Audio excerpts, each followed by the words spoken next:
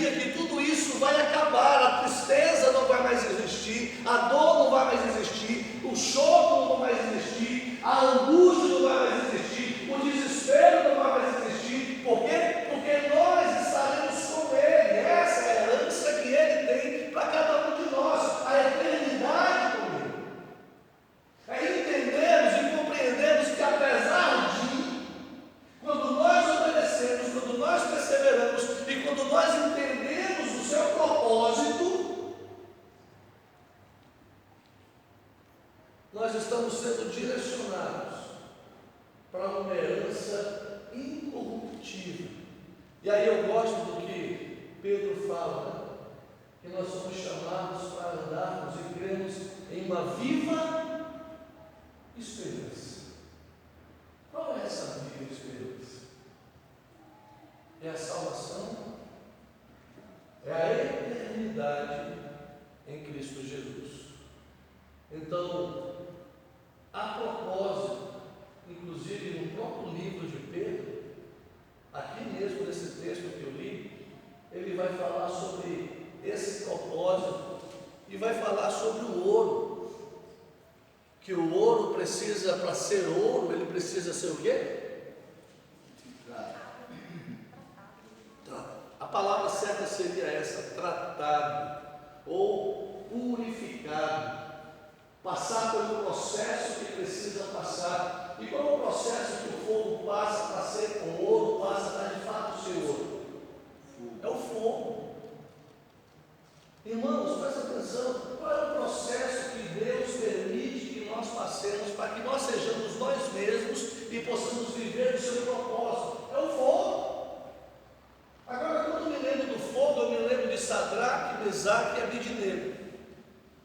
Eu me lembro de 3 homens que não se acovardaram, que não retrocederam, que não abandonaram a sua confiança e continuaram firmes no propósito e na obediência àquilo que era a vontade de Deus para a sua vida.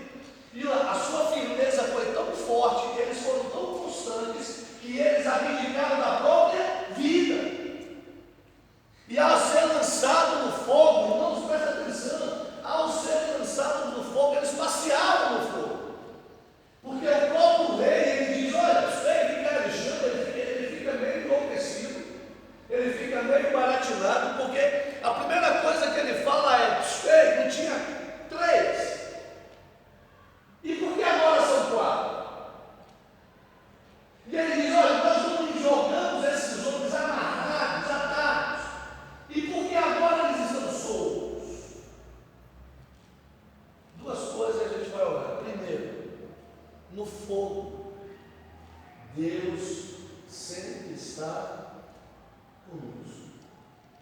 Quando nós permanecemos em obediência, em temor e buscamos compreender o seu propósito diante do fogo que Ele nos permite passar.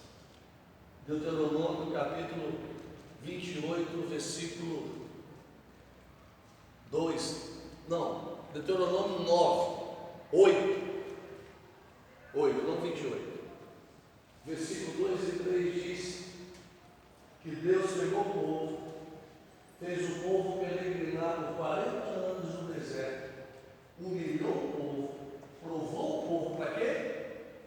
Simplesmente para que aquele povo soubesse o que estava dentro do seu coração. Se eles permaneceriam ou não em obediência ao seu propósito, porque não só de pão viverá o homem, mas de toda a palavra que procede da boca do Senhor.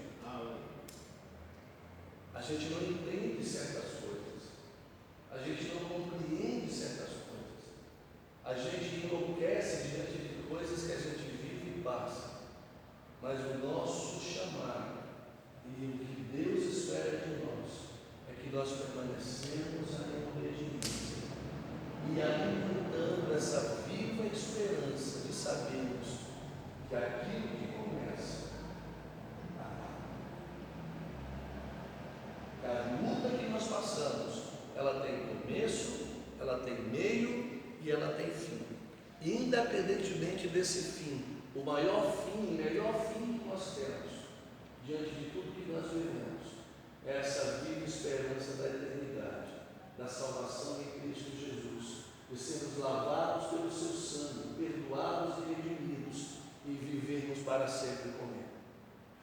E a segunda coisa que o fogo faz, e às vezes se faz necessário o fogo, porque às vezes a gente está tão preso, bitolado, está tão amarrado, angustiado, por causa do pecado, por causa da alma, por causa dos conflitos, por causa de tantas coisas, que Deus permite que nós entremos no fogo, assim como Sadraque, Mesaque e Abednego, amarrados, mas por causa do fogo de Deus, nós somos livres. A liberdade nos alcança, e a gente pode dizer: eu sou livre, e só vou